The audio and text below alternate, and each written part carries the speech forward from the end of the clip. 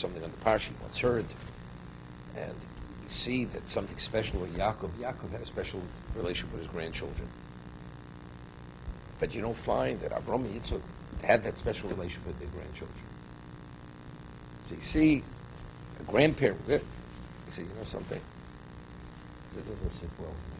It doesn't sit. I said, how do you know that Avram and Yitzchak didn't have a special relationship? Well, because Torah doesn't discuss it. No, I don't know. That doesn't show he taught him Torah. The Torah only tells us something which is important for us to know. In terms of Yaakov going to Mitzrayim, the only way they could have survived is by the Torah revealing to us that Yaakov had a special relationship with his grandchildren. Because every one of them, when they went down, Yaakov with this and with that. Before, it's not relevant. The whole thing's not relevant. So to say something which there is no basis to say it, because it doesn't say it, doesn't mean it wasn't. Understand? Right away you're painting a picture of the other Hakadosh. If the Chazal would tell us, good, that's part of the Masorah. What do you have a right to say anything critical of the others, Hakadosh? You have no right. Okay?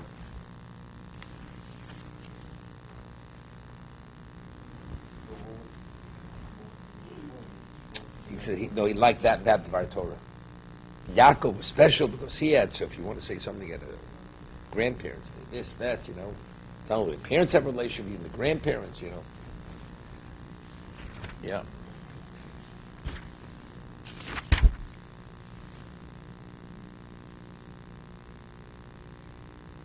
Okay, Pasuk Chavtes. Lekachtem gam hazeh min ponai. You will take this one also from my presence. The Karo also,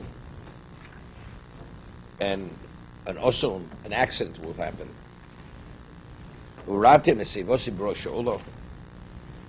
You bring my old age into the grave in a bad way.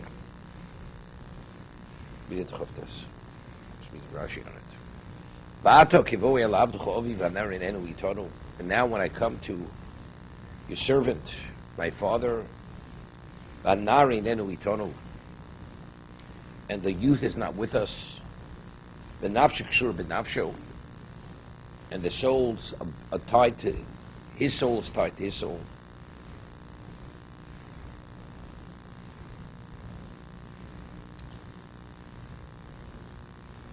Originally, Binyamin was referred to as Yeled Zakunim. Now he says, V'hadnar einenu itonu. Right? So I think, in terms of the way Yaakov saw Binyamin, he was the Yeled Zakunim. Judah is speaking about Binyamin as a brother. Now, if the Nar is not with us, it's with us. With us, he's Nar, because he's the youngest. He's a youth compared to us. Doesn't make a difference, but he's the youngest. But however, in regard to Yaakov, he's Yeled Zakunim, if he's Yeled.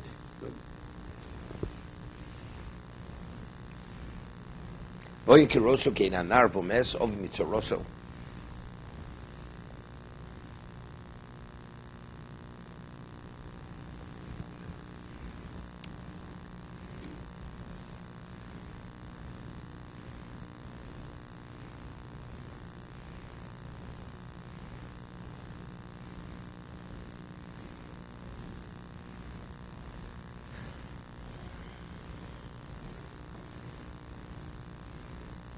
Next pasuk he said, and when he will see that the nar is not there, v'mes, so this is already within the context of Yaakov.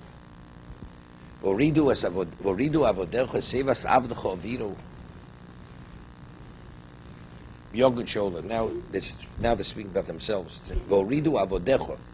Your servants were bringing the old age of their father into the grave with Yogo. Because we're the cause, because we encouraged him to send them. So if we don't bring him back,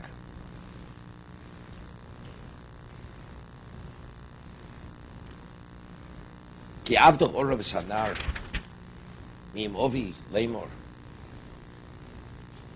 Your servant has taken responsibility for the nar from my father saying, Im lo avienu eilecho, if I don't bring him to you, achotos lovi kol hayomim, I will sin to my father all the days.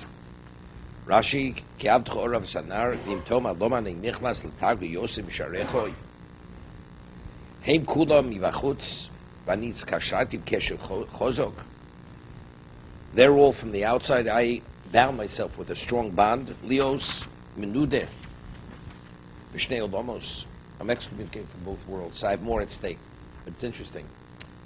When he started to speak to him, and he gave the introduction, don't be upset with me, because he was going to speak very strongly to him. He should have said right away, why am I the spokesman? That's where he should have made the intro right away. You know, the reason why I'm the spokesman is because I have more at stake here. Because I took the responsibility. If I don't bring him back, I lose everything. Not only this world, the world to come. Why now? Now, when he's finally making this final case, let me be in the place of Binyamin. Now he's saying, Ki avtcha orav sanar. But again, he had to introduce his words that he shouldn't be upset with him because he speaks too strongly. Right? He says, but you know what? It's at stake here. Everything. I have everything at stake here. Everything's at stake. But don't you think there should have been right away? He should have said this. They should have said it immediately. So I think this is what I think. Maybe there's a question probably the Orach Chaim HaKodesh asks. He usually asks this kind of question. But I think it is when I make a case, and when I make a case, there's a suspicion that I'm making the case not for the person but for myself. Right? It undermines the strength of the position. Here I'm coming to show why that you posed as this kind, compassionate person, I'm showing factually that you're a cruel, heartless person. It has nothing to do with me, because what's at stake on my point.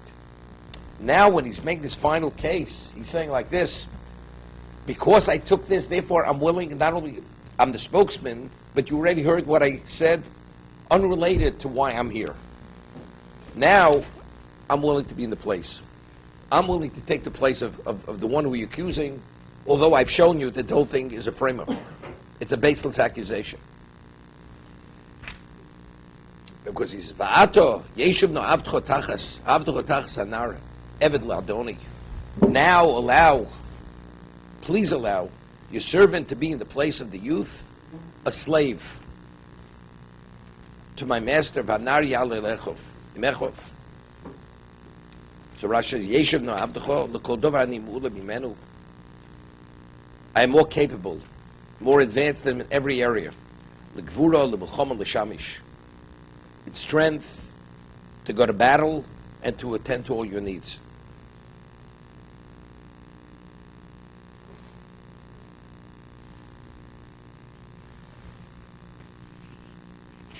One second.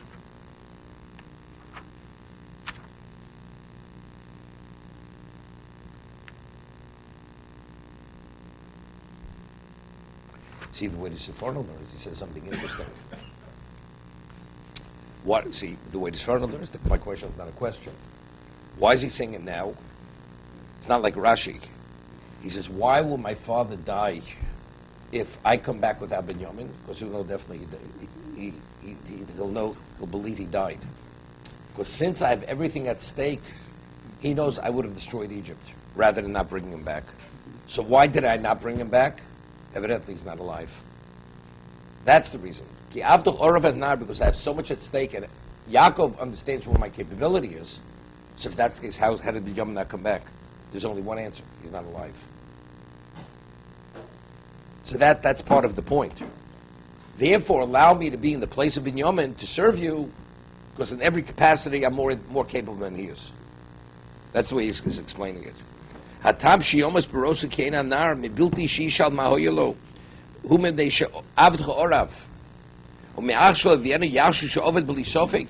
There's no question. If I didn't bring him back, he's gone. Ubishvil zeh lo yecholti l'chaim nidri. It's interesting. Initially, why did Yaakov resist sending Binyamin?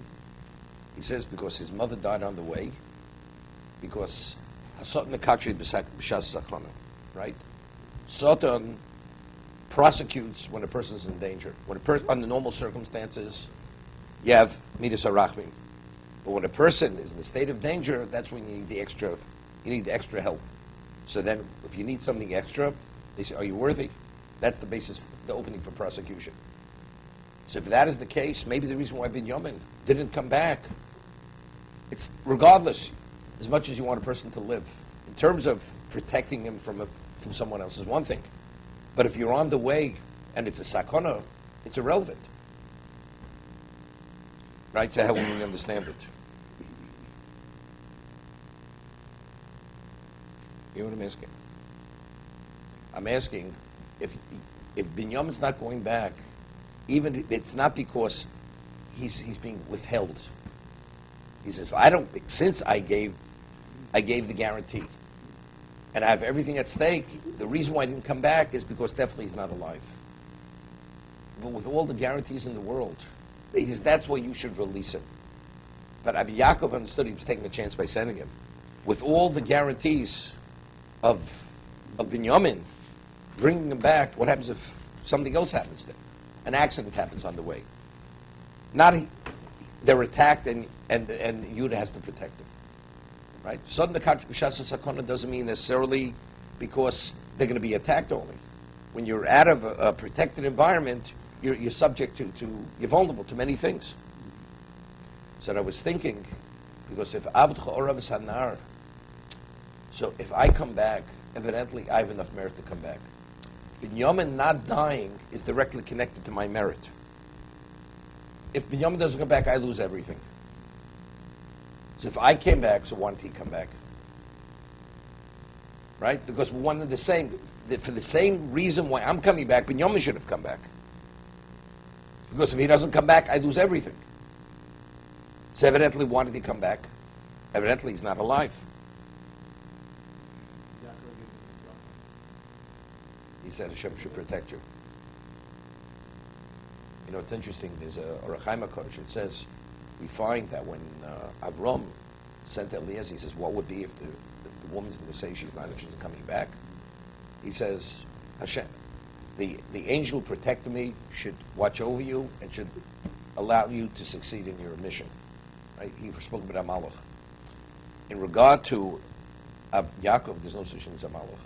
Because we find when he had the dream in Haram Moriah, it says, Hashem Umid Olav. The Rechaim HaKodesh says over there, from that point onward, Yaakov, his relation was directly with Hashem. There were no longer Malachim. Instead, even though it says he had an entourage of angels traveling with him, but basically in terms of whether he'll succeed or not succeed in his life, it's not because a Malach will be sent with him to assist him to succeed. The reason why he succeeded is because he's bound to such a degree to Hashem. There's no interruption, or there's no space between him and Hashem. Therefore, there's no Malach.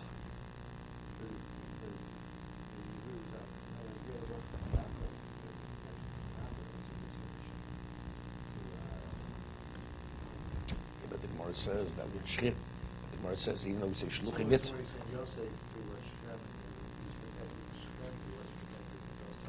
Correct. Right. But I'll tell you the difference. The Gemara says that where it's Shchicha Hezekah, we say Shluchim Mitzvah Yizokah. A person is an agent to do a mitzvah, he has divine protection. But what about if the situation it's very precarious? It's a dangerous situation, and there's a greater likelihood to be harmed than not be harmed. Then the mitzvah doesn't protect. The Gemara says, Shchicha Hezekah, mitzvah doesn't protect.